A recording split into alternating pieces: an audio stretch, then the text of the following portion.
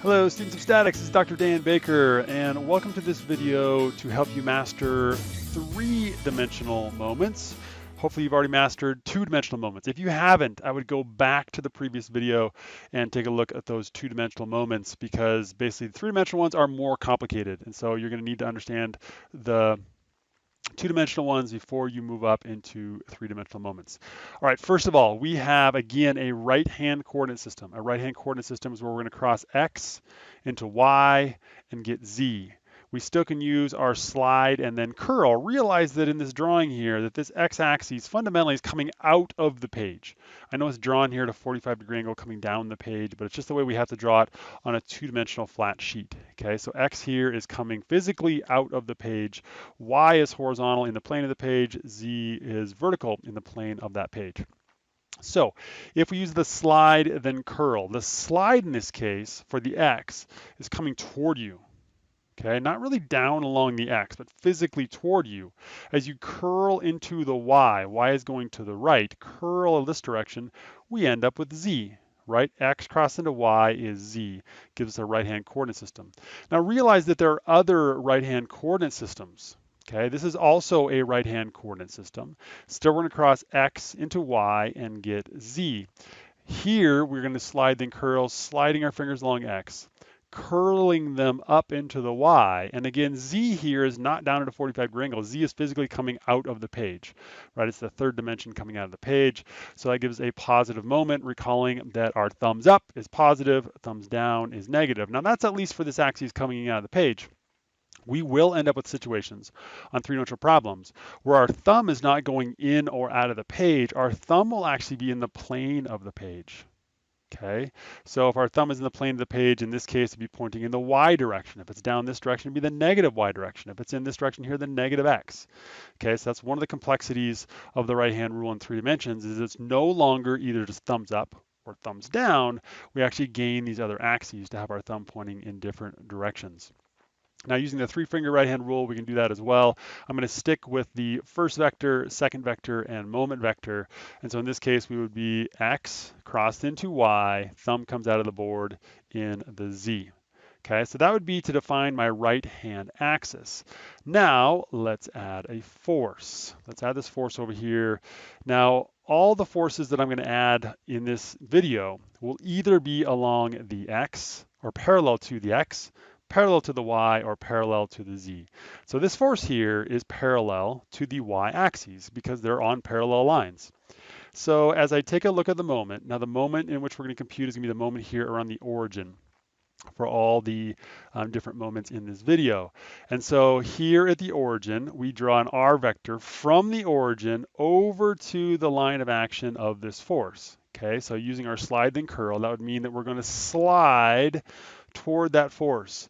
Our force is going up in the y direction. My thumb comes out of the page and we find out that that's positive z direction, or a positive k hat if we're using our unit vectors, I hat, j hat, and k hat. Fundamentally here we have an I hat crossed into a j hat. And so you can always back up your physical right-hand rule with the cross product circle, right? I hat crossed into j hat is k hat. And I'm not going to write that on here because this is going to be a physical focused application of the right-hand rule. Let's do another one. Let's go ahead and put this force here horizontal. This is going to be parallel to the x, so this force is going to be in the x direction. Still a moment here around the origin. Now my r goes up in this direction. My force is going to the right. I roll my hand down, my thumb goes into the page. I get a negative k hat, or in the z direction, for my moment around the origin of that force. Okay, let's go one that's a little bit trickier here. Out here, so it's sitting here on the z-axis, but the force is in the y direction, right? Parallel to y. So from the origin, if I slide my fingers along this z-axis, realize what I'm really doing here is I'm sliding them out of the page, right? That's what the z-axis is. It's coming out of the page. And I look at my force, it's going upward. I have to turn my hand all the way around and then roll my fingers, and my thumb is going in the negative x direction. Okay, once again, R coming out of the page, force going up in the Y, thumb going in the negative X direction with three fingers. Here's my R coming out of the page. My force vector is, let's see here, get all these right here. So my R is coming out of the page. I don't do the three-finger one as often. My force vector, this is getting really hard to do. So out, force vector is going up, thumb is going over to the left. This is honestly one of the reasons I don't like the three-finger right-hand rule. It just takes more wrist flexibility than I end up with sometimes. Let's also do one here. Let's go with a force going downward over on, let's go over here.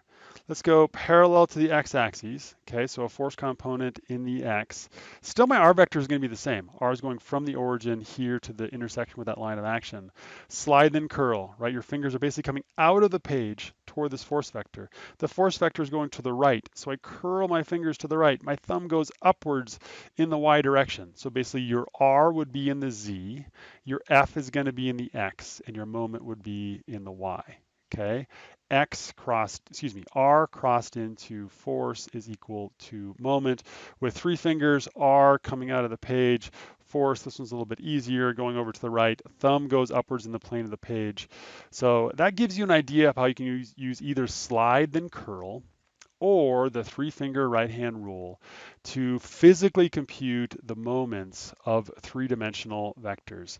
And again, if you want to use the cross product circle, that cross product circle we could write as I hat, j hat, and k hat. And if we're going in this direction here, which is my preferred direction, it's the right-hand rule direction. These are the positive cross product components.